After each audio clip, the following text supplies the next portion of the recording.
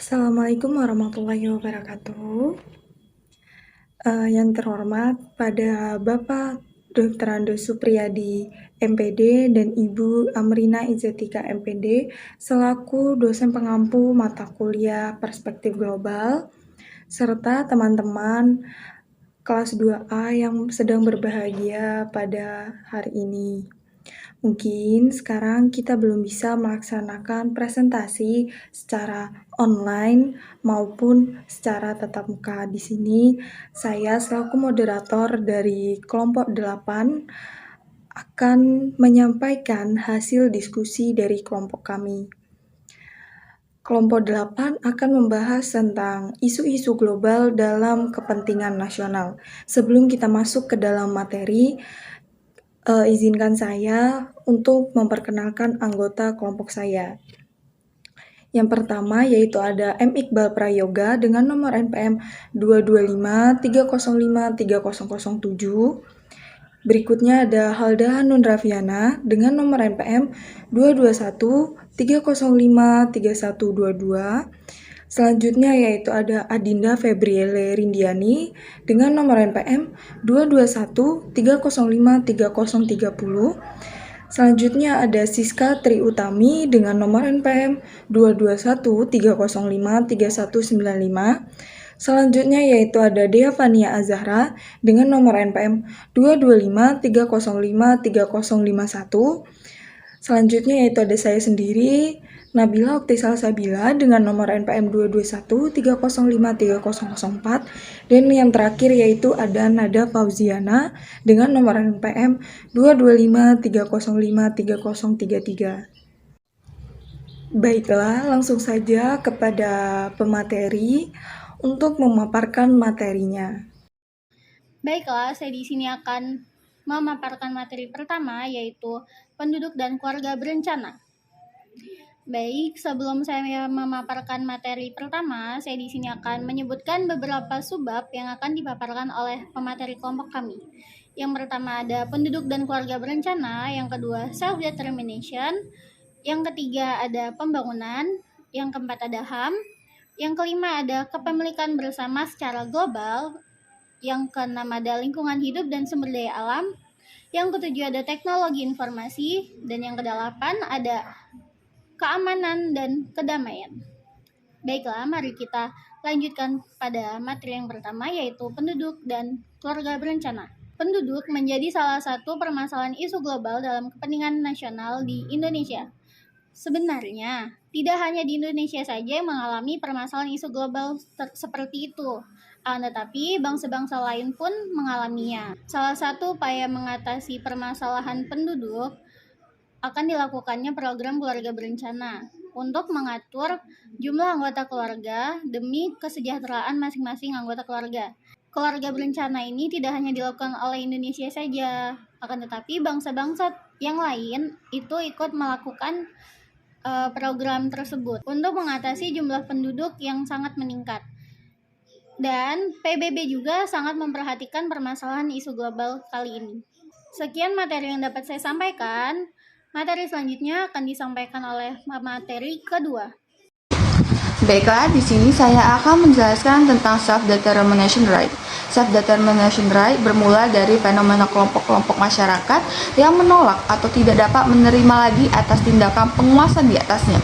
Penguasa ini berbentuk pemerintah atau otoritas pemerintahan yang mereka anggap bertentangan dengan kehendak masyarakat. Berawal dari perkembangan secara bertahap, bermula dari kesadaran kelompok dan kesadaran politik. Lalu kelompok-kelompok ini tidak mau mengakui hak dari para elit atau penjajah untuk menentukan nasib, hak, politik, budaya, sosial, dan status ekonomi tanpa konsultasi kelompok-kelompok ini. Hal ini merupakan klaim dari rakyat peoples untuk mengatur kehidupan mereka sendiri, yang diekspresikan melalui revolusi Amerika dan revolusi Prancis. Kedua revolusi ini berdasarkan teori hukum natural yang merupakan refleksi sebuah penolakan atau hak absolut para raja. Saya akan menjelaskan tentang perkembangan pemahaman hak untuk menentukan nasib sendiri. The right of self-determination right merupakan ungkapan lengkap dari self-determination right, di mana lebih dipahami sebagai hak sebuah kelompok atau bangsa untuk menentukan nasib sendiri yang pada titik lebih ekstrim sering dikaitkan dengan konteks perjuangan untuk mencapai kemerdekaan atau kelahiran sebuah negara dan memisahkan diri. Hak ini merupakan hak yang sangat kontroversial. Menurut para ahli hukum internasional berpendapat bahwa hak menentukan nasib sendiri sudah ada sejak sebelum masa kolonial. Dengan demikian, hak untuk menentukan nasib sendiri saat ini harus dianggap sebagai hak dari people. Setiap kelompok etnis mempunyai kualifikasi sebagai sebuah people, di mana mereka dapat mengklaim menentukan nasib sendiri untuk pengakuan kemerdekaan dan kenegaraan. Prinsip self-determination berkembang sebagai respon langsung terhadap keadaan kejahatan kolonialisme, dan tidak ada keraguan bahwa people di bawah dominasi asing atau negara lain menikmati hak ini. Namun, seperti biasa, wilayah-wilayah mana yang dapat menentukan nasib sendiri dalam arti klasik ini bisa dikatakan untuk saat ini pasti sangat langka, dan pertanyaan paling nyata dan mendesak, apakah self-determination dapat dilaksanakan oleh kelompok etnis atau agama tertentu yang telah berada di negara merdeka dan berdaulat. Sekian dari saya, terima kasih. Baik, di sini saya Kaldano Raffiana akan menjelaskan tentang isu global dalam kepentingan nasional di bidang pembangunan. Nah, setiap negara pasti memiliki tantangan dan kemampuannya masing-masing dalam melakukan perkembangan pembangunan. Nah, semakin lebih tantangan kebijakan pembangunan, maka semakin dianggap penting pula bekerja sama secara global dalam pekerjaan pembangunan. Cara membuat kebijakan pembangunan menurut Washington dan Williamson yang baik dan benar adalah sebagai berikut. Yang pertama ada mengatur kebijakan fiskal secara disiplin dengan menghindari defisitnya pendapatan negara terhadap GDP. Yang kedua, menata kembali prioritas pengeluaran publik seperti pengelolaan subsidi dalam penyediaan pelayanan pendidikan, perawatan kesehatan, dan investasi infrastruktur. Yang ketiga, perdagangan bebas seperti liberalisasi ekspor dan impor yang menekankan pada kemudahan hingga penghilangan hambatan tarif maupun non-tarif. Yang keempat, liberalisasi terhadap investasi asing atau foreign direct investment. Selanjutnya, privatisasi perusahaan nasional, deregulasi peraturan pemerintah, reformasi pajak, suku bunga yang ditentukan pasar, nilai tukar yang kompetitif, dan perlindungan hukum untuk hak kepemilikan. Demikian materi yang dapat saya sampaikan. Materi selanjutnya akan dibacakan oleh pemateri selanjutnya. Kepadanya saya persilahkan. Baiklah, di sini saya akan menjelaskan tentang salah satu contoh dari isu global dalam kepentingan nasional, yaitu ada kepemilikan bersama. Kepemilikan bersama yaitu adalah keinginan untuk meraih untung yang banyak untuk kepentingan pribadi daripada membagikan kepada manusia lain, dan masing-masing itu biasanya mendapatkan jatah yang sedikit. Nah, masih banyak negara-negara yang kurangnya pemerataan terhadap masyarakatnya, dan banyaknya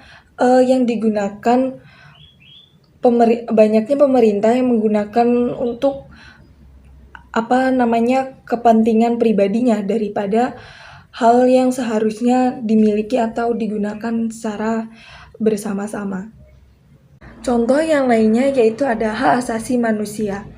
Seperti yang sudah kita ketahui bahwa hak asasi manusia ini itu dasar atau hak yang dibawa manusia sejak lahir, yang dimana sebagai anugerah dari Tuhan Yang Maha Esa. Nah, hak asasi manusia ini itu sebagai dasar dari hak kewajiban yang dimiliki oleh manusia, di mana setiap manusia itu harus memenuhi hak dari manusia lain. Jadi, setiap negara itu harus memenuhi hak dari setiap para masyarakatnya. Mungkin itu saja yang dapat saya sampaikan. Saya lanjutkan ke pemateri selanjutnya.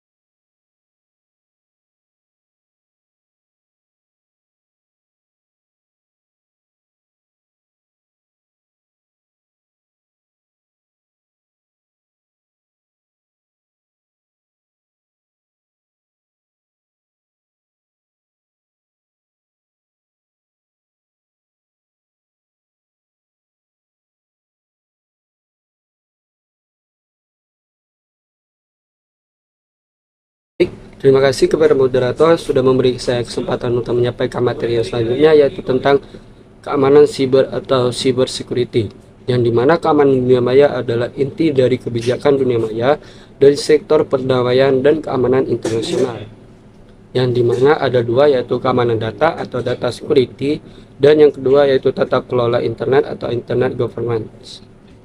Materi yang selanjutnya yaitu tentang perdamaian, upaya untuk memperkuat ekosistem perdamaian dan stabilitas global dengan meningkatkan kapasitas pasukan menjaga perdamaian PBB, termasuk kontribusi perempuan. Yang kedua, Indonesia berupaya meningkatkan sinergi DK PBB dengan organisasi kekuasaan Asia Pasifik dalam kerangka perdamaian dunia. Dan yang selanjutnya yaitu Indonesia selalu mendorong komite global untuk mencapai sinergi dalam kegiatan pembangunan perdamaian dan pembangunan berkelanjutan, khususnya dalam tujuan pembangunan berkelanjutan PBB 2030. Yang kedua, Indonesia mendorong pembentukan pendekatan komprehensif global melawan terorisme dan radikalisme dan ekosistem. Selain itu, Indonesia menegakkan kembali fokus dan perhatian politik luar negeri terhadap masalah Palestina, sebagaimana fokus dan perhatian pencalonan Indonesia di masa lalu. Baik, terima kasih. Itulah materi yang dapat saya sampaikan. Saya kembalikan ke moderator. Terima kasih kepada moderator atas kesempatannya. Jadi di sini saya akan menjelaskan mengenai materi yang terakhir, yaitu keamanan nasional Indonesia. Keamanan nasional Indonesia bagi rakyat Indonesia adalah rasa aman dan damai dalam wadah negara Kesatuan Republik Indonesia.